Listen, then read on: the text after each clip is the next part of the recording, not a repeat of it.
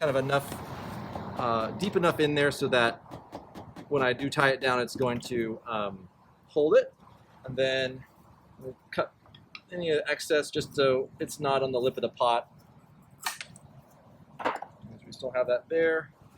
I'm going to take our wires,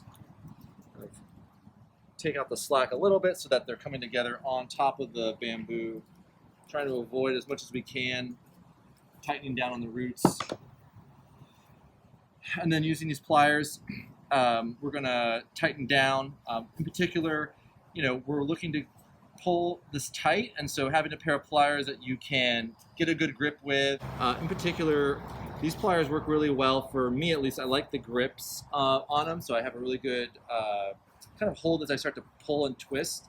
And then the other thing I like a lot too is where the jaws come together, kind of provide a lot of good gripping strength. They don't kind of come together at the tip. They come together a lot more lengthwise, and so I feel like I can actually get pretty good grab on that wire as I sort of turn it and tighten it onto that piece of bamboo.